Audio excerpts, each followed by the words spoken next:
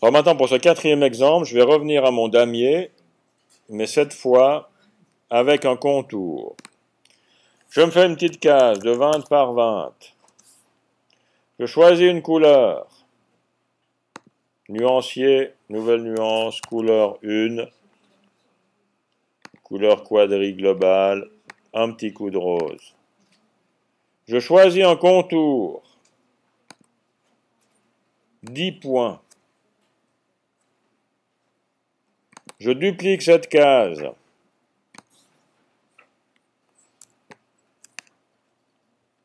Je choisis une autre teinte. Nouvelle nuance, couleur quadri globale, C2. Un peu de jaune. Comme ceci.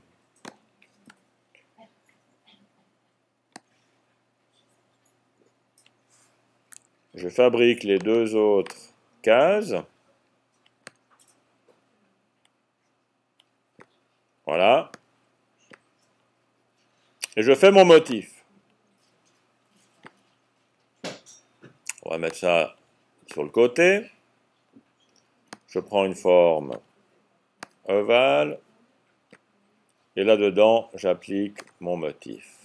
Et j'enlève le contour de cette forme. Et là, vous constatez que vous avez des traits qui sont fins et des traits qui sont épais. La raison pour laquelle vous avez des traits qui sont épais, c'est parce que le motif qui a été créé inclut l'extérieur du tracé. Donc si je zoome cette partie-là, le motif qui a été créé va du coin dessiné jusqu'à l'autre coin dessiné, et c'est cette partie-là qu'on va retrouver à côté. Donc l'épaisseur du trait qui est ici, je vais la retrouver ici à côté. Et ça me constituera deux traits qui seront placés l'un à côté de l'autre, ça vous fera un trait qui est très épais. C'était mon motif ici. Voilà la juxtaposition de mes deux traits. Si maintenant j'aimerais un motif où tous les traits ont la même épaisseur, cela signifie que derrière ma forme rectangulaire, je dois mettre un rectangle qui n'a pas de fond et qui n'a pas de contour et qui servira de délimiteur. Donc je prends mon objet